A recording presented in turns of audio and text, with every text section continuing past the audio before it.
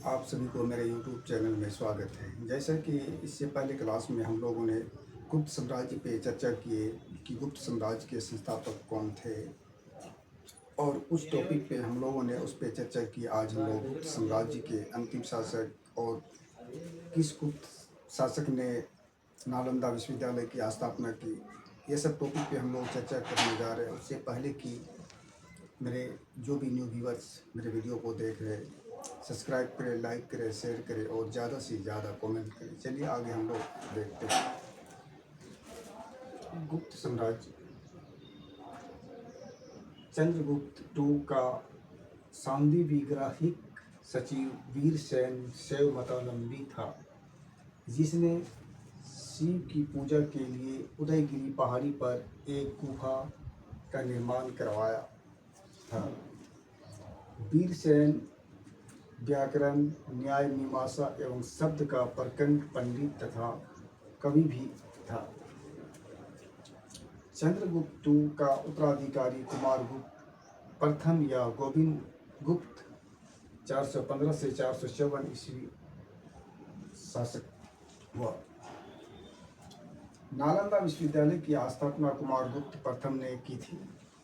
Question पूछा जाता है, बीपीएससी हो, जेपीएससी हो या फिर यूपीएससी में भी कभी कभी पूछा जाता है कि नालंदा विश्वविद्यालय की स्थापना किस गुप्त शासक ने की, तो ये कुमारगुप्त प्रथम ने की थी। कुमारगुप्त प्रथम का उत्तराधिकारी स्कंदगुप्त 455 से 467 ईस्वी तक गुप्त शासक हुआ। स्कंदगुप्त ने गिरनार पर्वत पर स्थित सुदर्शन झील का पुनरुद्धार किया। स्कंदगुप्त ने पर्णदत्त को सौराष्ट्र का गवर्नर नियुक्त किया। स्कंदगुप्त ने पर्णदत्त को सौराष्ट्र का गवर्नर नियुक्त किया। स्कंदगुप्त के शासनकाल में ही हुनों का आक्रमण हुआ। कभी क्वेश्चन पूछा जाता है कि किस गुप्त शासक के शासनकाल में उन्होंने आक्रमण किया था, तो स्कंदगुप्त के शासनकाल में। अंतिम गुप्त शासक विष्णुगुप्त था। क्वेश्चन पूछा जाता है कि अंतिम गुप्त शासक कौन है, तो विष्णुगुप्त। गुप्त साम्राज्य की सबसे बड़ी पारदर्शिक इकाई देश थी, जिसके शासक को गोपना कहा जाता था। एक दूसरी पारदर्शी इकाई भुक्ति या प्रांत थी, जिसके शासक औपनिक कहलाती थी। भुक्ति के नीचे विषय या जिला नामक प्रशासनिक इकाई होती थी, जिसके प्रमुख विषयपति कहलाते थे।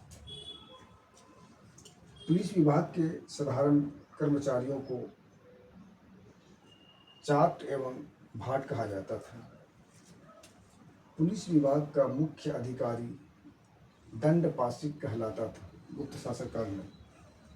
गुप्त शासक कुमारगुप्त के दामोदरपुर ताम्रपत्र में भूमि बिक्री संबंधी अधिकारियों के क्रियाकलापों का उल्लेख है।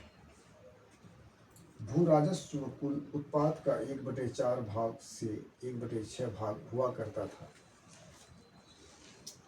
आर्थिक उपयोगिता के आधार पर निम्न प्रकार की भूमि थी। पहला, क्षेत्र कृषि करने योग्य भूमि। दूसरा, वास करने योग्य भूमि।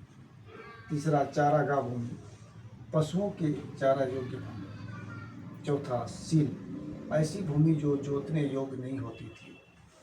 पांचवा, अपरहत, ऐसी भूमि जो जंगली होती थी। सिंचाई के लिए रहट या घंटी यंत्र का प्रयोग होता था। सिंचाई के लिए रहट या घंटी यंत्र का प्रयोग हुआ करता था गुप्त काल में। श्रेणी के प्रधान को ज्येष्ठ कहा जाता था। गुप्त काल में उज्जैन सर्वाधिक महत्वपूर्ण व्यापारिक केंद्र था। जैसे क्वेश्चन पूछा जाता है कि गुप्त काल के महत्वपूर्ण व्यापारिक केंद्र कहाँ था, तो उज्जैन। गुप्त काल में उज्जैन सर्वाधिक महत्वपूर्ण व्यापारिक केंद्र था। गुप्त राजाओं ने सर्वाधिक स्वर्ण मुद्राएं जारी की है। इनकी स्वर्ण मुद्राओं को अभिलेख में दिनार कहा गया है। गुजरात के बाद गुप्त राजाओं ने बड़ी संख्या में चांदी के सिक्के जारी किए, जो केवल स्थानीय लेन देन में चलते थे। गुप्तकालीन प्रसिद्ध मंदिर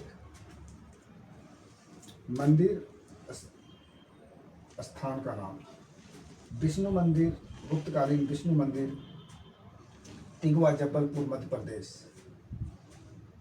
गुप्तकालीन शिव मंदिर, भुमरा, नगोदा, मध्य प्रदेश। गुप्तकालीन पार्वती मंदिर, नैना, कुठार, मध्य प्रदेश। गुप्तकालीन दशावतार मंदिर, ईंटों द्वारा निर्मित, देवघर, ललितपुर, उत्तर प्रदेश। गुप्तकालीन शिव मंदिर, खो, नागौद, मध्य प्रदेश। गुप्तकालीन लक्ष्मण मंदिर, भीतरगांव, कानपुर, उत्तर प्रदेश। देखते हैं गुप्त साम्राज्य। पहली बार किसी के सती होने का प्रमाण 510 ईस्वी के भानुगुप्त के एरन अभिलेख से मिलता है, जिसमें किसी भोजराज की मृत्यु पर उसकी पत्नी के सती होने का उल्लेख है। गुप्त काल में वेश्यावृत्ति करने वाली महिलाओं को गणिका कहा जाता था। गुप्त काल में वेश्यावृत्ति करने वाली महिलाओं को गणिका कहा जाता था और वृद्ध वेश्याओं को कुटनी कहा जाता था। वृद्ध वेश्याओं को कुटी कहा जाता था गुप्त काल में। गुप्त सम्राट वैष्णव धर्म के अनुयायी थे तथा उन्होंने इसे राजधर्म बनाया था। गुप्त साम्राज्य के राजधर्म वैष्णव धर्म थे। विष्णु का वाहन गरुड़ गुप्तों का राज्य चिन्ह था। विष्णु का वाहन गरुड़ गुप्तों का राज्य चिन्ह था। गुप्त काल में वैष्णव धर्म संबंधी सबसे महत्वपूर्ण अवशेष देवघर जिला ललितपुर का दशावतार मंदिर है। ये बेतवा नदी के तट पर स्थित है। अजंता में निर्मित कुल 29 गुफाओं में वर्तमान में केवल 6 ही शेष है, जिनमें गुफा संख्या 16 एवं 17 ही गुप्तकालीन है। इसमें गुफा संख्या 16 में उत्कीर्ण मरणासन राजकुमारी का चित्र प्रशंसनीय है। गुफा संख्या 17 के चित्र को चित्रशाला कहा गया है। इस चित्रशाला में बुद्ध के जन्म, जीवन, महाविनिष्क्रमण एवं महापरिनिर्वाण की घटनाओं से संबंधित चित्र उद्धृत किए गए हैं। अजंता की गुफाएं बौद्ध धर्म की महायान शाखा से संबंधित हैं। अजंता की चित्रावली में ईसा की पहली सदी से लेकर 7वीं सदी तक के चित्र शामिल हैं। फिर भी अधिकतर गुप्तकालीन ही है। गुप्त काल में निर्मित अन्य गुफा बाघ की गुफा है, जो बाघ जीलाधार, मध्य प्रदेश नामक स्थान पर विंध्य पर्वत को काटकर बनाई गई थी। गुप्त काल में विष्णु शर्मा द्वारा लिखित पंचतंत्र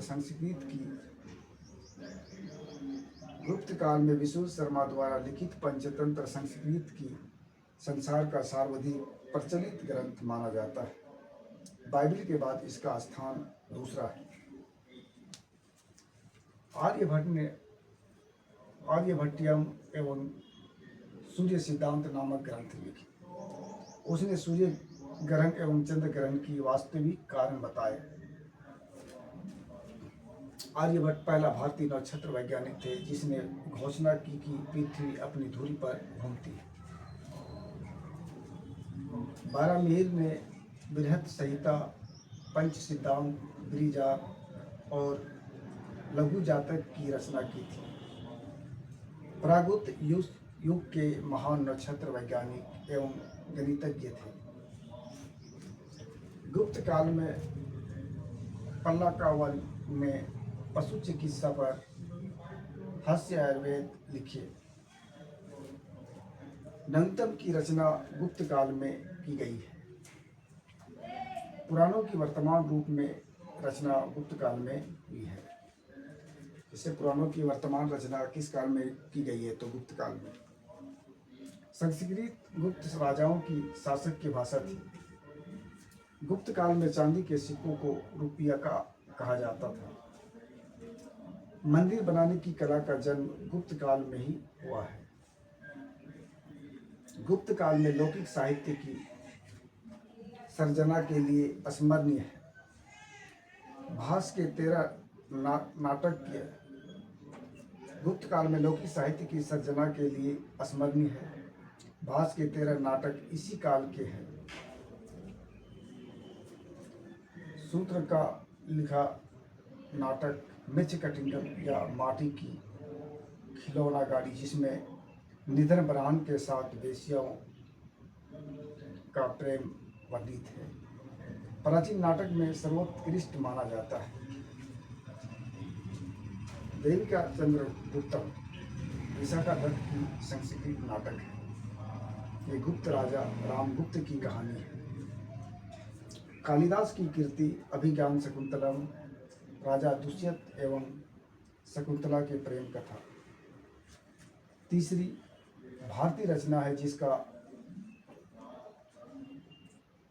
1789 में यूरोप की भाषा में हुआ है। ऐसी प्रथम एवं द्वितीय रचना है क्रमशः मनुस्मृति 1776 एवं भागवत गीता 1785 में। सांस्कृतिक उपलब्धियों के कारण गुप्त काल को भारतीय इतिहास का स्वर्ण युग कहा जाता है।